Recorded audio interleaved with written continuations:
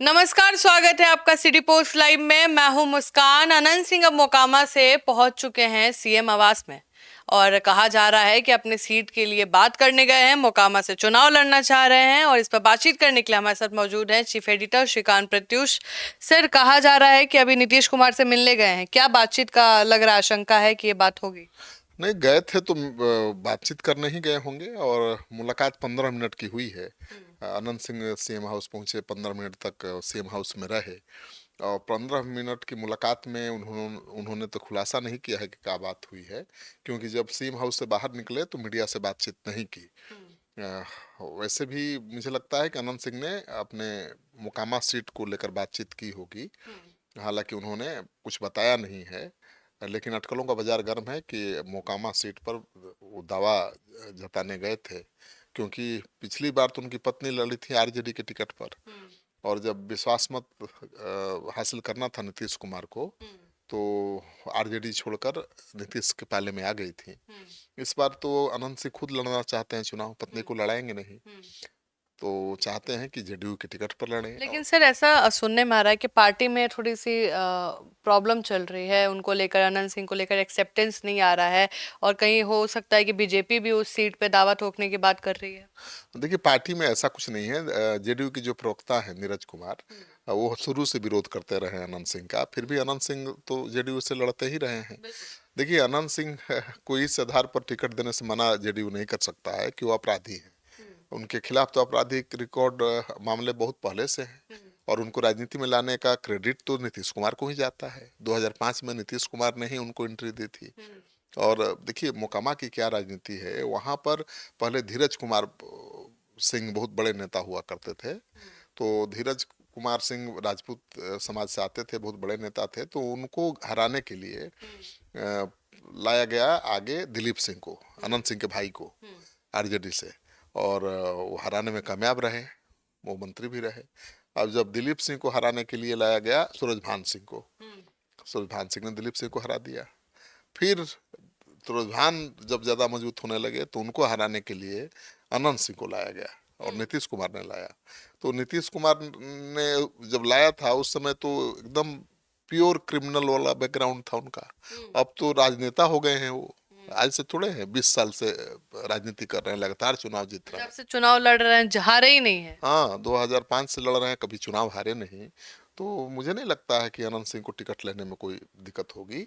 लेकिन सर, एक नीरज जी प्रवक्ता हैं जेडीयू के, वो आपराधिक पृष्ठभूमि वाले नेताओं का, चाहे अपने दल का हो या दूसरे दल का, उसकी बखिया उधेड़ते रहते हैं। तो आज उन्होंने कहा है, पत्रकारों ने पूछा कि क्या जेडीयू के टिकट से लड़ेंगे अनंत सिंह, तो उन्होंने कहा कि कभी उनका मन करता है लालटेन थामने का, कभी निर्दलीय लड़ जाते हैं, या कभी तीर तीर चलाना चाहते हैं।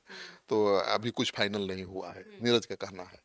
सर, अनंत सिंह का अगर हम कोई इंटरव्यू देखें तो उनका कहना है कि हमको विधायक बनना है, बस मंत्री का हमको लालच नहीं है कि हमको मंत्री पद मिलेगा, उसमें बहुत कामकाज होता है, लिखा पढ़ी होता है। हम विधायक बन के जनता का सेवा करना चाहते हैं। बात सही बोल रहे हैं। अनंत सिंह बेबाकी के लिए जाने जाते हैं और बहुत साफगोई के साथ बात करते हैं। वो कह रहे हैं कि हम तो भाई अंगूठा छाप हैं, हमको तो कुछ लिखना पढ़ना आता नहीं है, तो हम मंत्री कैसे बनेंगे और मुख्यमंत्री कैसे बनेंगे। तो अनंत सिंह विधायक बनकर ही खुश हैं वो।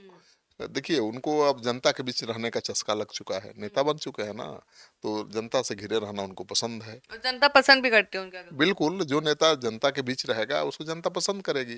जनता के बीच रहते हैं, जनता के दुख सुख में काम आते हैं, तो जनता तो पसंद करेगी।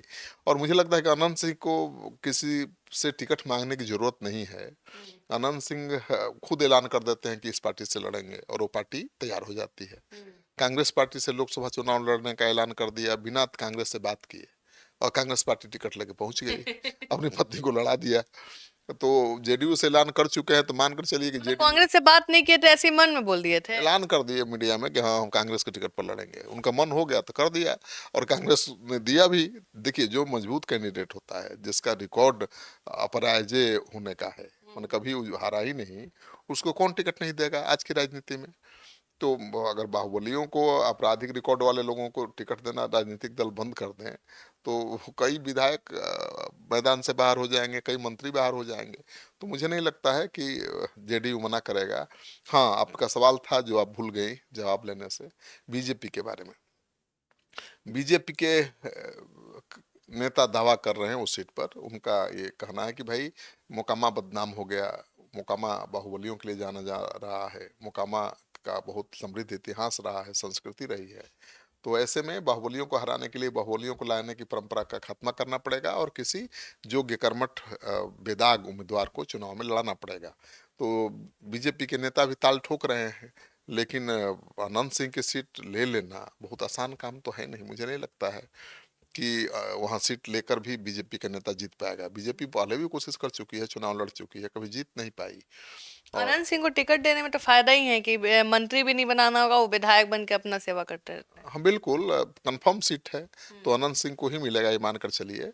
तो अनंत सिंह लग गए हैं चुनाव की तैयारी में। सर, अभी आपने कहा कि बीजेपी में बात हो रहा है बाहुबली चीज का, बाहुबली जो वर्ड यूज हो रहा है, बीजेपी में कहीं दो गुट तो नहीं बन गया, एक बाहुबलियों को टिकट देना, एक बाहुबलियों को टिकट ना देना? क्योंकि विजय सिन्हा भी एक सीट से बात कर रहे थे किसी के लिए। हाँ ना, विजय सिन्हा ने लाया था विश्वास मत के दौरान आरजेडी के विधायक प्रहलाद यादव को, हम्म।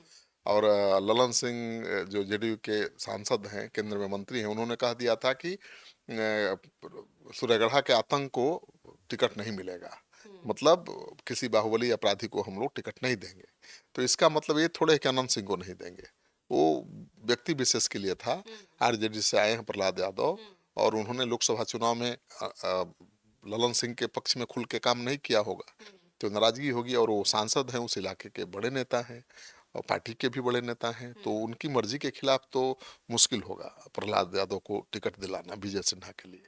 लेकिन अब उस आधार पर अनंत सिंह का भी टिकट कट जाएगा, मुझे नहीं लगता है। अनंत सिंह तो निर्दलीय भी लड़ेंगे तो जीत जाएंगे भाई, तो कौन चाहेगा कि वो जीता हुआ सीट हम छोड़ दें? अभी तो एक एक सीट के लिए मारामारी है। देखिए, फाइट इस बार विधानसभा चुनाव में बहुत टाइट है।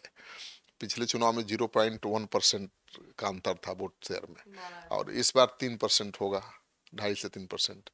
मुकेश सहनी नहीं आए तो चुनौती और बढ़ जाएगी। तो मुझे नहीं लगता है कि अनंत सिंह जैसे विनर कैंडिडेट को जेडीयू बीजेपी छेड़ेगी। तो आप सुन रहे थे पूरे डिबेट को, और आप क्या सोचते हैं? फिलहाल इस खबर में इतना ही। आगे की खबरों के लिए बने रहे हमारे साथ। धन्यवाद।